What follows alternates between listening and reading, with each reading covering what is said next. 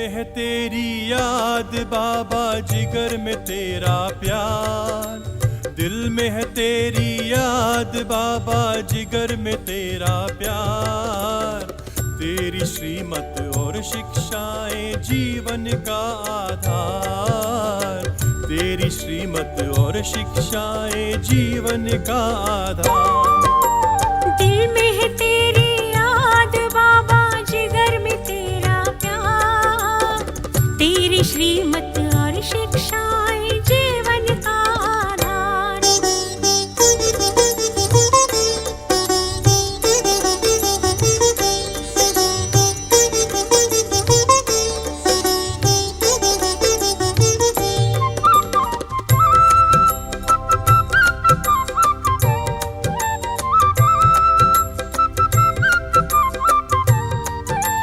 पद्मा पदम सौभाग्यशाली तुमने हमें बनाया। नवजीवन दे करके तुमने दिल में हमें बिठाया। पद्मा पदम सौभाग्यशाली तुमने हमें बनाया। नवजीवन दे करके तुमने दिल में हमें बिठाया। अब तो ये जीवन है बाबा तुझ पर ही बलिहार। अब तो ये जीवन है बाबा तुझ पर ही बलिहार। तेरी श्रीमत और शिक्षाएं जीवन का आधार। तेरी श्रीमत और शिक्षाएं जीवन का आधार।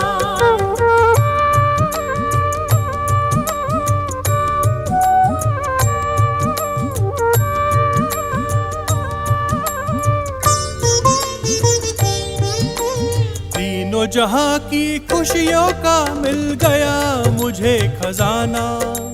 तुमने हमें सिखलाया बाबा सबसे गुण अपनाना।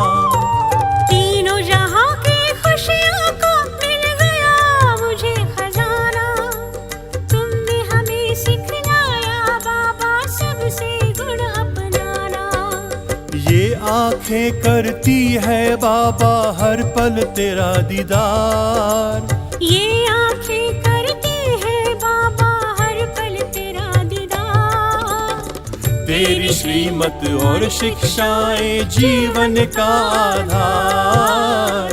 तेरी श्रीमत और शिक्षाएं जीवन का आधार।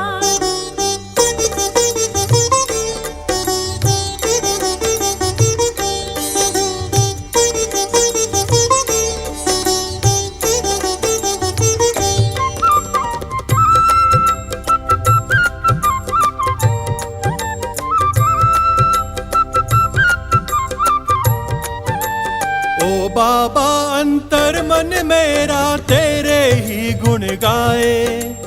धन्य बनाया जीवन तुमने सुख की राह दिखाए। ओ बाबा अंतर मन मेरा तेरे ही गुण गाए। धन्य बनाया जीवन तुमने सुख की राह दिखाए। तुझको पाकर ही बाबा अब जीवन है उजियार। तुझको पाकर ही बाबा अब जीवन है उजियार। तेरी श्रीमत और शिक्षाएं जीवन का आधार। तेरी श्रीमत और शिक्षाएं जीवन का आधार। दिल में है तेरी याद बाबा, जिगर में तेरा प्यार। दिल में है तेरी याद बाबा, जिगर में तेरा प्यार। तेरी श्रीमत और शिक्षाएं जीवन का आधार।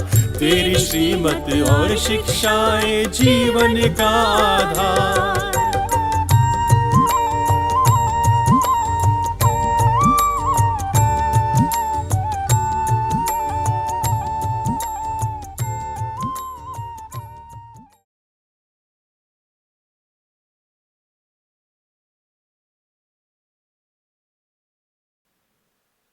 ओम शांति। ओम शांति। ओम शांति। बाबा ने आज के मुरली में बहुत सुंदर बात हम सभी को सुनाई कि बाबा कौन है। बाबा है लिवर घड़ी, जो एक्यूरेट टाइम पर आते हैं और एक्यूरेट टाइम पर अपना कार्य आरंभ करते हैं। एक्यूरेट टाइम पर बाबा अपने बच्चों को भी अपने समान बना देते हैं। तो बाबा के ये मधुर महावाक्य सुन करके यही महसूस हो रहा था कि संगम युग का ये समय कितना अमूल्य है, अनमोल है कि हर बच्चे को बाबा आकर के प्यार देते हैं। जो प्यार को तरस रहे थे, जो प्यार को ढूंढ रहे थे, बाबा आकर के सब बच्चों की दिल को पूरा कर देते हैं। संगम युग इसीलिए भी बहुत श्रेष्ठ माना जाता, क्योंकि इसी समय पर हमें भगवान का दिल तख्त प्राप्त होता है। और इतना विशाल तख्त जो कोई भी आत्मा, कितनी भी आत्मा हो, उस दिल तख्त पर सहजता से बैठ सकते, चल सकते, उठ सकते, हाँ, हर कार्य कर सकते। इतना विशाल दिल तख्त बाबा का है। दुनिया के अंदर कल लोगों ने वैलेंटाइन डे मनाया और वैलेंटाइन डे मना करके एक व्यक्ति को भी अपना दिल पूरा नहीं दे पाते हैं।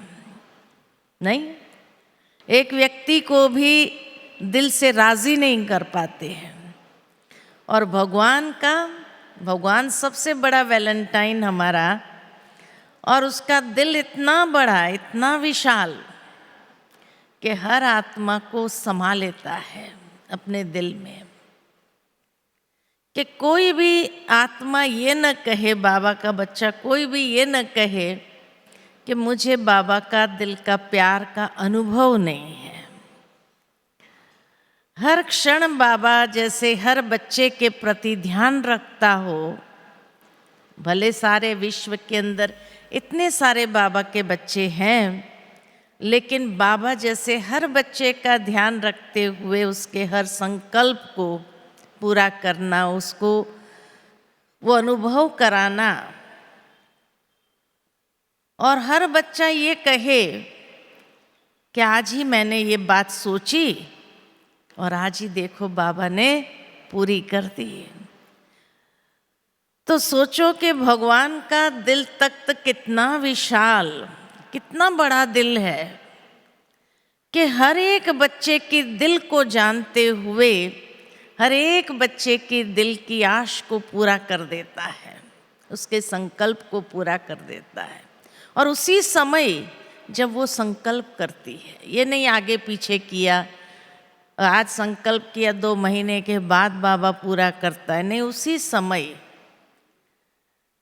उससे बड़ा प्रत्यक्ष प्रमाण और क्या हो सकता है कि बाबा संगम युग पर आकर के हम बच्चों से सहज मिलन मनाते हैं, है ना। तो इसलिए कहा कि ये संगम युग की विशेषता है कि इसी समय हमें ये दिल तख्त प्राप्त होता है। लेकिन इस दिल तख्त पर कौन बैठ सकता है?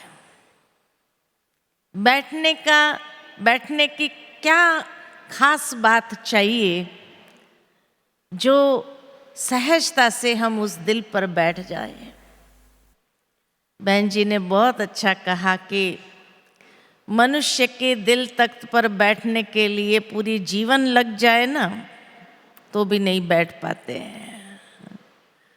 दुनिया के अंदर कोई भी कितना भी प्यारा क्यों ना हो, लेकिन फिर भी सदा काल उसके दिल पर नहीं बैठ सकते हैं, कहीं ना कहीं तो ऐसा हो जाता है कि उस दिल से नीचे उतर जाते हैं, लेकिन बाबा तो हम बच्चों को गारंटी करता है, बच्चे तुम सदा बैठे रहो, सदा समाये रहो मेरे दिल में, ऐसा ही बाबा की चाहना है। तो बैठने के लिए बाबा के दो प्रकार के बच्चे हैं। एक है दिल वाले और दूसरे हैं दिमाग वाले। तो भगवान के दिल पर बैठने के लिए सबसे पहले तो हमें भी दिल वाला बनना पड़ेगा ना। तो दिल वाले जो है वही भगवान के दिल पर बैठ सकते हैं। तो दो प्रकार के ये जो बच्चे हैं, एक है दिल वाले, दूसरे दिमाग वाले। दिमाग वाले क्या करते हैं? अपनी बात बोलते रहेंगे बीच बीच में, भगवान की बात को सुन करके उसकी बात को पूरा करने के बजाय बीच बीच में अपनी बात भी बोलते रहेंगे। ऐसे कैसे होगा, ये कैसे होगा, आपने ये कैसे कह दिया, अनेक प्रकार के अपने मत डालते रहेंगे। तो एक जो दिल वाले हैं वो भावना वाले हैं, और जो दिमाग वाले हैं वो विवेक वाले हैं। अच्छा, एक होता है दिव्य विवेक। दिव्य विवेक वाले फिर भी भगवान के दिल को जीत सकता है, लेकिन जो अहंकार के विवेक वाले हैं वो जीत नहीं सकता है। इसलिए कहा सबसे पहला आधार बाबा के दिल तख्त नशीन बनने के लिए, बाबा के दिल तख्त पर सदा बैठने के लिए है कि भावना चाहिए, भावना वाला दिल चाहिए। इतना भावना वाला बने जो बाबा की भावना को भी सहज समझ करके उसको पूरा कर सके। जैसे दुनिया के अंदर लोग होते हैं ना, कई चीज आप उसको कहो तो भावना होने कारण एक श्रद्धा उनके अंदर आ जाती है। वो क्वेश्चन नहीं करते हैं, वो उसको सही स्वीकार करके उस बात को पूरा कर देते हैं। हाँ, अंधश्रद्धा युक्त भावना नहीं होनी चाहिए, लेकिन अहंकारी विवेक वाला भी नहीं होना चाहिए। दिव्य विवेक हो जिसको कार्य में लगाए। तो दिव्य विवेक हर भावना को भी यथार्थ समझते हुए उस भावना को पूरी करता है, तो वो भगवान के दिल को सहज जीत सकता है। और उस कारण से जहाँ अहंकार युक्त विवेक न है तो देही अभिमानी उसके लिए बनना सहज है। इसलिए बाबा कहते हैं रोज की मुरली में, बच्चे देही अभिमानी बनो, आत्म अभिमानी बनो। क्योंकि आत्म अभिमानी, देही अभिमानी बनने से आत्मा का जो अकाल तख्त है वो अकाल तख्त नशीन बन सकते हैं। भगवान के दिल तख्त नशीन बनने के लिए पहले ब्रुकुटी रूपी अकाल तख्त नशीन तो बनो। जब तक अकाल तख्त नशीन नहीं बनते हैं, अर्थात आत्म अभिमानी, देही अभिमानी नहीं बनते हैं, तब तक भगवान के दिल पर भी नहीं चढ़ सकते हैं। सीढ़ी यह है, पहले यहाँ सदाकाल बैठने का अभ्यास तो करो, आत्मस्मृति में रह करके हर कर्म करने के अभ्यासी तो बने। जितना आत्मस्मृति में रह करके हर कर्म करने के अभ्यासी होते हैं, तो फिर धीरे धीरे बाबा के दिल पर बैठना भी हमारे लिए आसान हो जाता है। तो सबसे पहला आधार है आत्म अभिमानी स्थिति।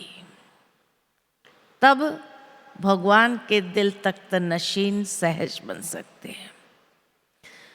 दूसरा, जैसे दुनिया के अंदर कहा जाता है कि किसी के भी दिल पर चढ़ने के लिए स्नेही बनना जरूरी है। जितना जो स्नेह युक्त है, जितना प्यार है हमारे अंदर, उतना ही बाबा के प्यार को भी महसूस कर सकेंगे, अनुभव कर सकेंगे। इसलिए बाबा की एक मुरली याद आती है जिसमें बाबा ने कहा कि बाबा की दिल लेने वाला और बाबा को दिल देने वाला, बाबा को अपनी दिल देने वाला और बाबा की दिल लेने वाला। बाबा की दिल लेने का मतलब क्या है कि बाबा के दिल के हर संकल्प को जो पूरा करते हैं। बाबा के दिल के संकल्प क्या है? महसूस किया है कभी कि बाबा के दिल के संकल्प क्या है? बाबा का दिल का संकल्प यही है कि मेरा हर बच्चा बाप समान बने, मेरा हर बच्चा विश्व कल्याणकारी बने, विश्व की अनेक आत्माओं का कल्याण करे। ये बाबा की दिल है। बाबा कई बार कहते हैं कि मेरी एक ही दिल अभी रह गई है। बाबा की एक ही दिल की आश है। कौन सी? कि मेरा हर बच्चा मेरे समान बने। तो बाबा की दिल लेने वाला बाबा के दिल के संकल्प को समझते हुए उसको पूरा करने का पूरा प्रयत्न करते हैं, अर्थात स्वयं को बाप समान बनाने के पुरुषार्थ में लग जाते हैं। और इस तरह से जब पुरुषार्थ करने लगते हैं, जितनी उस पुरुषार्थ के अंदर सच्चाई समाने लगती है, उतना बाप के दिल को जीतना आसान है। विश्व कल्याणकारी बनना अर्थात ऐसे सेवाधारी बनना। जैसे दुनिया के अंदर भी आप देखो कि आप जितना ही आज्ञाकारी बन करके चलते हैं, जितना ही स्वयं को हर बात में हाँ जी करते हुए चलते हैं, उतना सामने वाले के दिल को जीत सकते हैं। इसलिए कहा बाबा की दिल जीतने के लिए तो सबसे पहले क्या करना पड़ेगा? जिसको बाबा ने निमित्त बनाया है उसकी दिल तो जीतो। और उसकी दिल कैसे जीतेंगे? हाँ जी करने से। हमारी बड़ी दादियों को हमने देखा कि दादियों ने सदा बाबा की दिल को जीता था। कैसे जीता था? हाँ जी करके, जी बाबा, जी बाबा। कभी भी कोई बात में क्वेश्चन नहीं, कैसे होगा, क्या होगा, कैसे करेंगे, नहीं। लेकिन बाबा की दिल उन्होंने कैसे जीती? हर बात में जी बाबा। बाबा कभी भी कहते थे, मधुबन आते थे दादियाँ, 2 दिन भी बाबा रहने नहीं देते थे। अच्छा बच्ची तुमको वहाँ जाना है सेवा के लिए। वो ये नहीं कहते थे कि बाबा अभी तो आई हूँ मैं, थोड़ा दिन तो मधुबन में रहने दो, पीछे मैं जाती हूँ। नहीं, बाबा ने कहा जी बाबा। तो जी बाबा कहते हुए, जैसे दादियाँ सुनाती है कि मम्मा भी हमेशा हुक्म ही हुक्म चलाए रहा है, जी बाबा, हर बात में जी बाबा। तो जब जी बाबा करते हैं तब तो बाबा के दिल को जीत लेते हैं। ठीक इसी तरह निमित्त आत्माओं भी, उनके द्वारा भी कभी कभी बाबा प्रवेश होकर के, जब बाबा देखते हैं कि बच्ची बहुत भोली है, तो बाबा भी खुद उनके द्वारा कोई ऐसी बात बुलवाते हैं। लेकिन जैसे ही हमने अपना दिमाग यूज करना चालू किया, वो अहंकार युक्त विवेक को यूज करना चालू किया, तो दिल नहीं जीत सकते। तो इसलिए कहा बाबा तो अभी साकार में जो निमित्त आत्माएं हैं उनके द्वारा ही कोई डायरेक्शन देगा, और हम हर बात में अपनी बुद्धि लड़ाते रहे, ऐसे कैसे कह दिया, ऐसे कैसे करेंगे। दादियों ने कभी बाबा को ये नहीं कहा कि बाबा आपने ये बात ऐसे कैसे कह दिया, ऐसे कैसे करेंगे, ये तो नहीं हो सकता है, यह असंभव है मेरे लिए, ये तो कभी नहीं कहा। तो इसीलिए कहा बाबा के दिल को जीतने के लिए जो निमित्त आत्माएं हैं उनकी दिल को भी हम जीते तो सही। जी बाबा, जी दीदी, जी दादी, ये कहते हुए उनकी दिल तो जीते। जानते हैं कई बार ऐसी बातें उनके मुख से अगर निकल भी जाती है जो हमारी समझ के कसौटी पर अयोग्य हो, लेकिन फिर भी अगर हमने किया तो बाबा अगर ठीक नहीं है तो भी जिम्मेवार बनकर के उस बात को ठीक कर लेगा। ये बाबा ने गारंटी कई बार दी है कि बाबा जिम्मेवार बैठा है। तो इसलिए आज्ञाकारी बनकर के जब चलते हैं तो किसी को भी अच्छा लगता है, किसी के भी दिल को सहजता से जीत लेते। जब साकार बाबा ने देह त्याग किया और बाबा ने निमित्त बनाया आदरणीय दीदी दादी को, तो दीदी दादी के द्वारा भी जो बात कही गई उसको सभी यज्ञ वालों ने फॉलो किया। इतना ही नहीं, लेकिन जो बड़ी दादियाँ थी यज्ञ के अंदर, प्रकाशमणि दादी तो काफ़ी छोटे थे, उनसे बड़ी बड़ी दादियाँ थी यज्ञ के अंदर, और यज्ञ के अंदर बड़े होने के कारण बाबा के साथ के कई माताओं के रूप में थे, अनुभवी थे। तो इसीलिए बाबा ने एक तो दीदी को रखा था जो माता थे, और दूसरा दादी को रखा था। तो दादी तो छोटी थी, लेकिन फिर भी दादी ने कोई बात कही और सभी दादियों ने उसको एक मत होकर के स्वीकार किया, तो जरूर है वो दादी की दिल को नहीं लेकिन बाबा की दिल को जीतते थे। याद आता है कि जब विदेश सेवा आरंभ हुई 71 में, तो उस समय पहले आदरणीय रतनमोहिनी दादी जी को यहाँ से भेजा गया लंदन की सेवा के लिए, लेकिन क्योंकि वहाँ ठंड बहुत होती थी और वो सहन नहीं होता था शरीर के, आज्ञाकारी बनकर गए।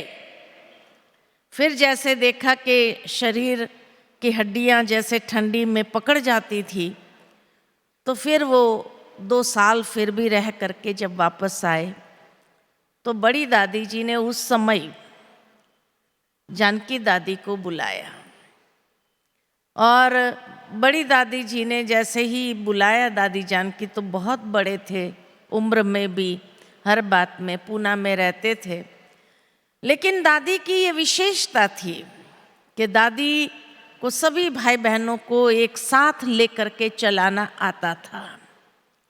तो इसीलिए सोचा कि विदेश में रहने के लिए तो कोई ऐसा व्यक्ति चाहिए जो सभी को लेकर के साथ में चले।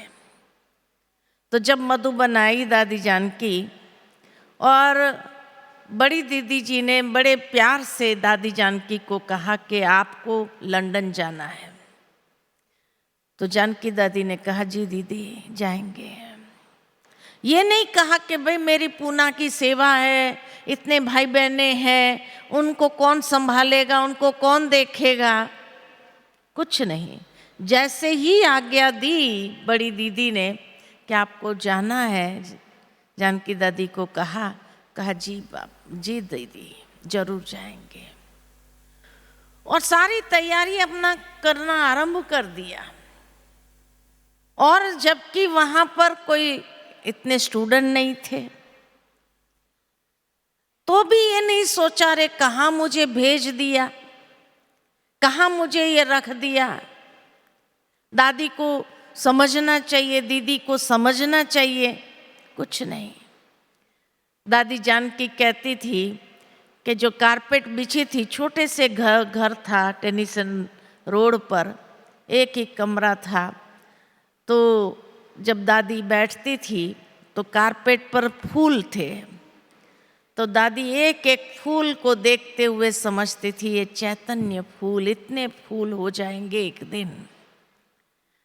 कितनी श्रेष्ठ भावना, विश्व कल्याण की भावना रखते हुए दादी उन कारपेट पर बने हुए फूलों को देख करके ये सोचती थी एक दिन आएगा इतने चैतन्य फूल बाबा की इस बगिया में निकलेंगे और इतनी आत्माएं आएंगी।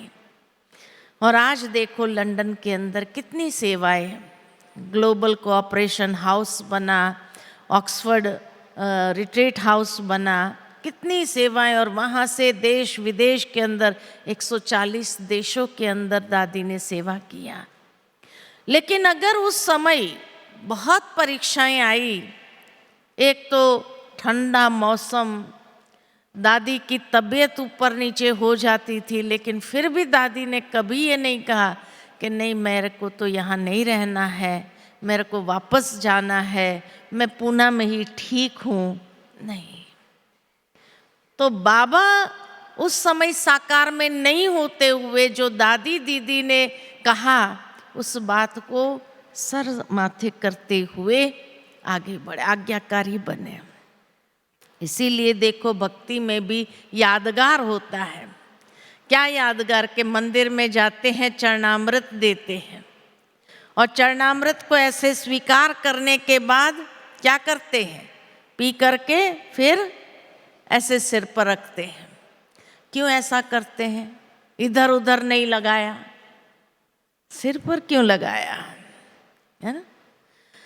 भावार्थ ये कि बाबा जो हम बच्चों को मुरली के अंदर ज्ञान अमृत देते हैं, उस ज्ञान अमृत को धारण करो और जो बाबा की श्रीमत है मुरली के अंदर उसको सिर माथे करके चलो कि आज की बाबा की श्रीमत क्या रही, उस श्रीमत के प्रति आज्ञाकारी बन करके चलो, वो बाबा के दिल तख्त नशीन बनता है।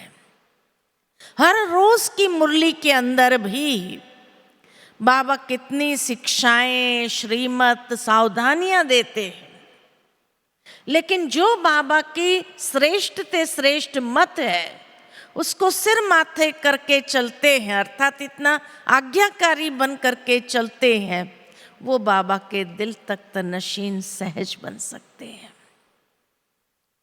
दूसरी बात तो एक तो जो स्नेही होते हैं, जो दिल वाले होते हैं, वो भगवान के दिल तख्त पर चढ़ सकते हैं। दूसरे जो भ्रुकुटी के तख्त आसन पर अर्थात आत्म अभिमानी स्थिति में रहते हैं, तो जो भ्रुकुटी के तख्त आसन पर है वो दिल तख्त पर सहज बैठ सकते हैं।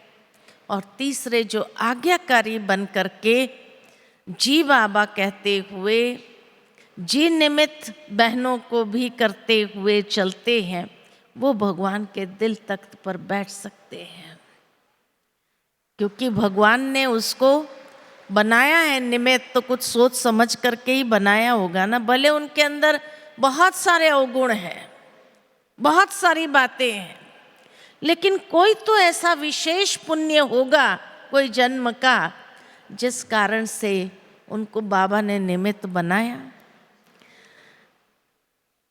चौथी बात, भगवान के दिल तख्त पर चढ़ने के लिए तो हमेशा हम कहते कि जब बाबा के घर में हम आते हैं ना, कोर्स करते हैं, पहले तो दर दर भटकते थे, दर दर भटकने के बाद बाबा का घर मिला तो दर से घर पे आए।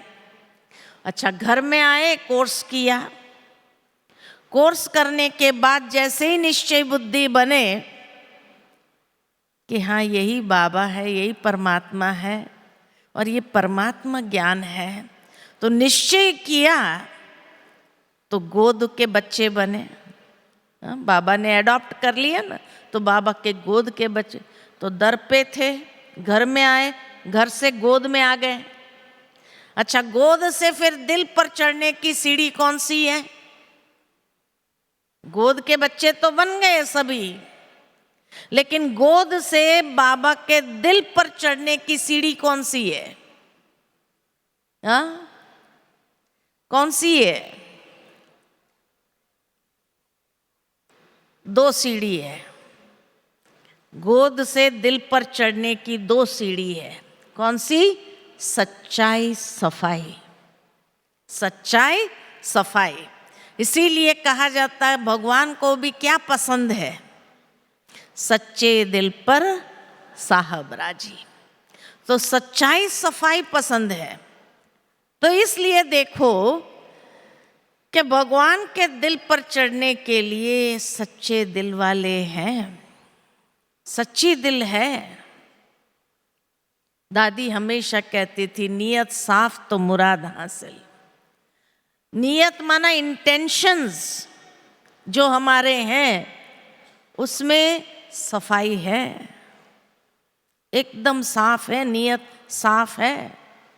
सच्चाई, सफाई, तो सच्ची दिल और नियत साफ, ये 2 सीढ़ी है। जो नियत, जिसके इंटेंशंस इतने क्लीन है, प्योर है, सफाई वाले हैं, उसमें कहीं पर भी कोई भी प्रकार का स्वार्थ नहीं है, कोई भी प्रकार की नेगेटिविटी नहीं है, कोई भी प्रकार का अहंकार का अंश नहीं है।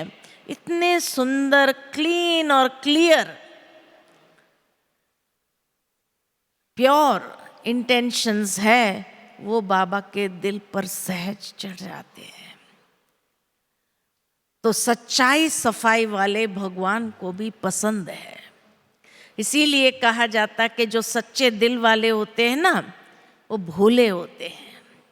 तो भोलों का भगवान कहा जाता है, भोलों का भगवान कहा जाता है। दिमाग वालों का भगवान नहीं कहा, बड़े बड़े साइंटिस्टों का भगवान नहीं कहा गया, लेकिन भगवान किसके हैं? भोलों का भगवान है।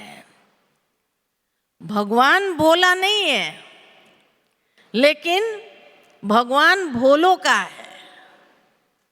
तो जो सच्चे दिल वाले होते हैं ना, बहुत भोले होते हैं, तो भोलों का भगवान है। तो बाबा कहे, ऐसे जो बाबा के बच्चे हैं, इतने भोले हैं, जिसके नियत में सफाई है, सच्चाई है, तो उसको बाबा बहुत पसंद करते हैं। वो सहजता से बाबा के दिल पर चढ़ जाते हैं। इसीलिए तो बाबा कई बार क्लास में, मुरली में माताओं को क्यों याद करते हैं? क्योंकि माताओं का दिल भोला होता है, उनको दुनिया की टेढ़ी बाकी चीजें पता नहीं होती है। भाइयों को दुनिया के अंदर जो पॉलिटिक्स चलती है वो पता होती है, और इसीलिए कभी कभी कर भी लेते हैं। लेकिन माताओं के अंदर वो पॉलिटिक्स, हाँ आजकल कलयुग के अंदर तो आ गया होगा थोड़ा बहुत, लेकिन वैसे माताएं बहुत भोली होती है। और उसमें भी बाबा को सबसे प्यारे बच्चे कौन लगते? गांव वाले बच्चे, बहुत भोले बच्चे होते हैं, तो वो बहुत पसंद आता है। तो ऐसे बाबा भोलों का भगवान है। और जो बाबा के वो भोली बातों को भी समझते हुए, भले अपने दिल की, दिमाग की जितनी कैपेसिटी है उसी के आधार से समझ करके भी, लेकिन फॉलो 100% करते हैं। दिमाग वाले जो है वो क्या करेंगे? कुछ फॉलो करेंगे, कुछ अपनी मत के हिसाब से, नहीं ऐसा नहीं, ऐसा तो होना चाहिए, ऐसा नहीं, ऐसा तो होना चाहिए। लेकिन माताएं एक्यूरेट फॉलो कर लेती है। बाबा ने कहा, मना कर दिया, बाबा ने कहा, मना कर दिया। तो इसीलिए बाबा को विशेष प्यारी माताएं होती है। और बाबा इसीलिए माताओं को बहुत प्यार करते हैं, बहुत प्यार करते हैं। अव्यक्त मुरलियों में भी कई बार महसूस किया कि बाबा कितना माताओं को प्यार करते हैं। तो जितना भोलापन है उतना भगवान को भी बहुत प्यारा है। क्यों? क्योंकि उसके दिल की सच्चाई ऐसी है, उसमें निश्चलता है, कोई प्रकार की हेरा फेरी नहीं है। तो बाबा की हर बात को यथार्थ रीति समझ करके चलते हैं। तो पांचवी बात, भोलों का भगवान, सच्चे दिल पर साहब राजी। अच्छा, फिर साहब दिल पर तो चढ़ गए, दिल से फिर सर के ताज की मणि बनना है। तो बाबा के सर के ताज की मणि कौन बनता है? तो बाबा के सर के ताज की मणि वही बनता है जो सरेंडर बुद्धि, जो सरेंडर बुद्धि होकर के चलते हैं, वो बाबा के ताज की मणि बन जाते हैं। इसलिए कहा आज्ञाकारी वो भगवान के दिल को जीत सकते हैं और सच्चे दिल वाले भगवान के दिल को भी जीत सकते हैं। आज्ञाकारी के साथ साथ हमेशा बाबा और दो शब्द को जोड़ते हैं, आज्ञाकारी, ईमानदार, वफादार, फरमानवरदार। तो ये विशेषता जिसके अंदर है, बाबा के यज्ञ के प्रति, बाबा के प्रति वफादार। कोई कुछ भी कह दे, लेकिन कभी भी संकल्प मात्र में भी बाबा का हाथ छोड़ने का संकल्प जिसको न आए, जैसे ही बाबा का हाथ छोड़ने का अगर किसी को संकल्प भी आता है, माना बाबा के दिल से उतर गया, वो खुद उतर गया, बाबा ने नहीं उतारा, खुद उतरा।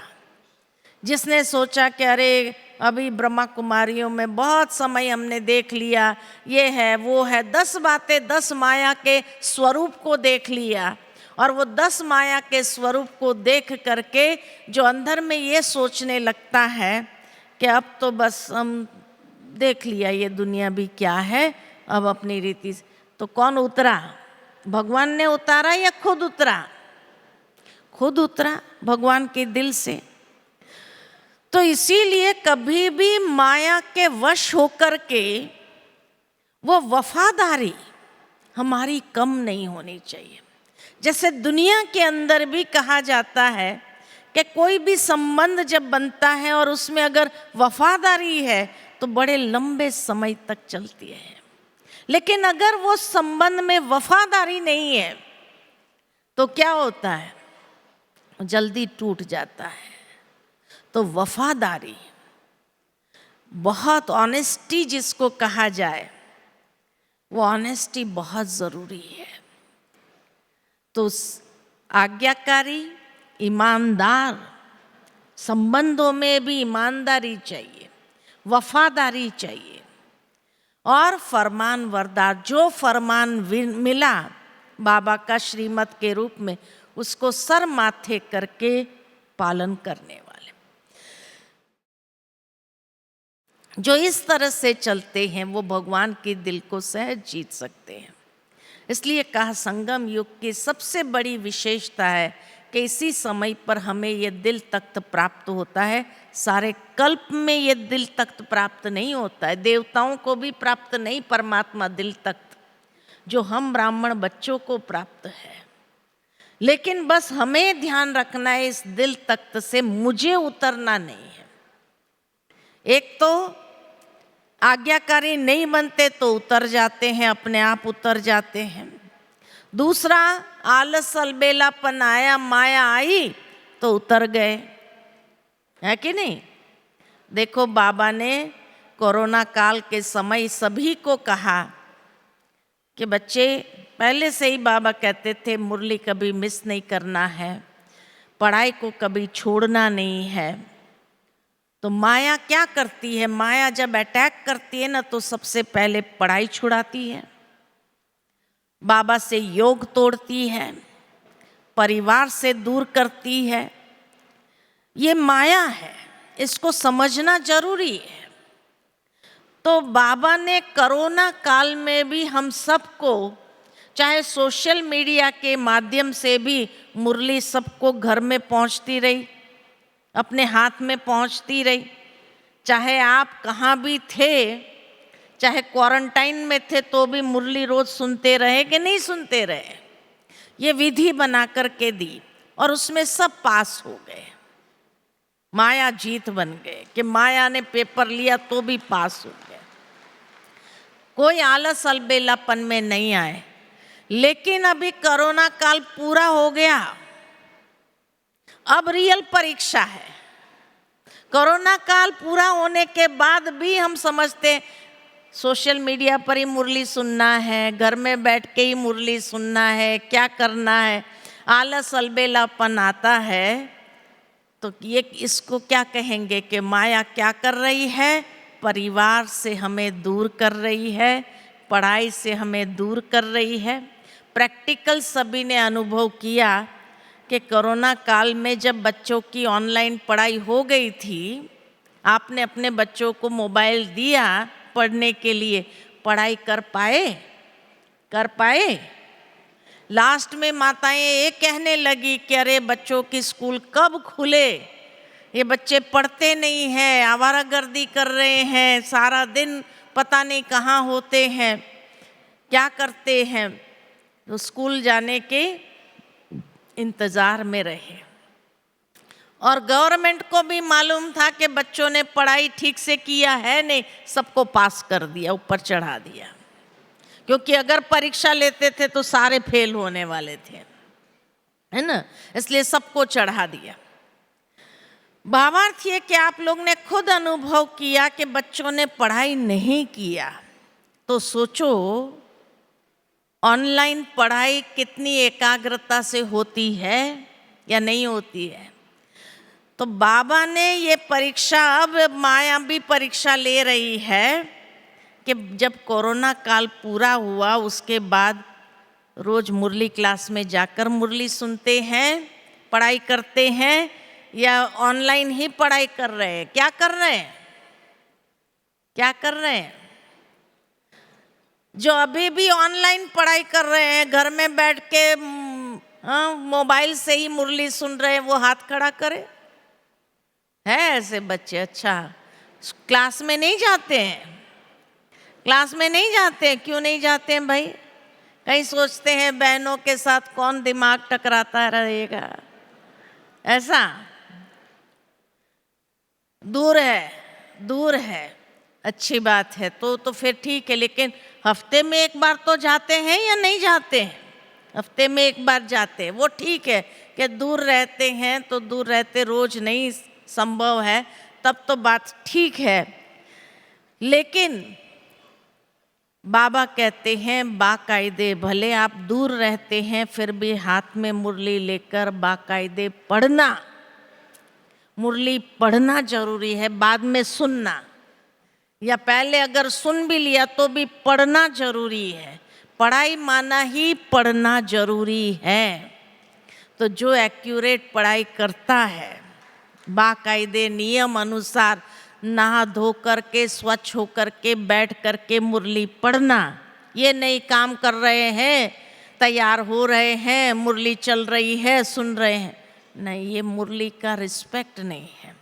तो इसीलिए बाबा कहते हैं जो आज्ञाकारी बन करके चलते हैं, कोरोना पूरा होने के बाद भी अभी आराम से बाबा की पढ़ाई कर रहे हैं, बाबा के आज्ञाकारी बन करके जो फरमान मिला है कि सेंटर पर जाकर के मुरली सुनना, वो कर रहे हैं, तो जरूर है कि माया जीत बन गए हैं, नहीं तो माया के पेपर में हार गए। तो इसीलिए माया से हारना नहीं है, माया से जीते जीत बनना है। तो इसलिए कहा कि जो आज्ञाकारी, ईमानदार, फरमानबरदार, वफादार है, वो भगवान के दिल को सहज जीत लेता है। अच्छा, भगवान के दिल से फिर उतरते कैसे हैं? एक तो श्रीमत का पालन नहीं करते हैं, मनमत चलाते हैं, परमत के प्रभाव में आकर चलते हैं, माना बाबा की दिल से नीचे उतर गए। दूसरा, कोई न कोई मर्यादा का भंग करते हैं। जो मर्यादा को पालन नहीं करते, मर्यादा को तोड़ते हैं, वो अपने आप नीचे उतर जाते हैं। और बहुत देह अभिमान की मिट्टी में खेलने वाले हैं, वो भगवान के दिल से नीचे उतर जाते हैं। तो न देह अभिमान की मिट्टी में खेलना है, न हमें कोई प्रकार की अवज्ञा करनी है श्रीमत के प्रति, मन मत या पर मत के प्रभाव में आकर के, और न ही हमें कोई भी प्रकार की मर्यादाओं का भंग करना है। पवित्रता की बाबा ने जो मर्यादा दी है, जो भी अमृत वेले से लेकर रात्रि तक हम बच्चों के लिए मर्यादा दी है, ये मर्यादाओं का कहीं न कहीं उल्लंघन करना माना बाबा की दिल से नीचे उतर आना। बाबा की दिल से नीचे उतर जाते हैं। अरे बाबा कहे इतना सुंदर तख्त मैंने दिया है, बैठे रहो आप, उसी के ऊपर चलो, खाओ पियो फिरो, जो कर्म करना है उसी पर बैठ के करते रहो, तो उसमें प्रॉब्लम क्या आती है? तो इसलिए इस दिल तख्त से नीचे उतरो नहीं। जो सदा इस दिल तख्त पर बैठे रहते हैं, उसी को बाबा ने गारंटी किया है विश्व का राज्य तख्त भी प्राप्त होगा। तो ब्रुकुटी का तख्त, दिल तख्त और विश्व का राज तख्त भविष्य में। तो पुरुषार्थ में ब्रुकुटी का तख्त यानी आत्मस्मृति में रहना, आत्म अभिमानी होकर चलना, स्वयं को आत्मा समझ करके दूसरों को भी आत्म रूप में देखना, ये पुरुषार्थ है। और इस पुरुषार्थ के आधार पर भगवान का दिल तख्त संगम युग पर हमें प्राप्त होता है। और जो सदा इस दिल तख्त पर रहता है, वो भविष्य में राज्य तख्त को भी सहजता से प्राप्त कर सकता है। तो इसीलिए ये बाबा की गारंटी है, और बाबा ये गारंटी संगम युग में आकर करते हैं। इतनी ऊंची प्राप्ति जहाँ हो, तो फिर तो उस दिल तख्त से नीचे उतरना नहीं चाहिए। कि नीचे उतरना चाहिए, क्या करना चाहिए? नहीं उतरना चाहिए ना। तो ऐसे दिल तख्त नशीन सभी बने रहो, परमात्मा स्नेह में समाये रहो, परमात्मा प्यार में समाये रहो।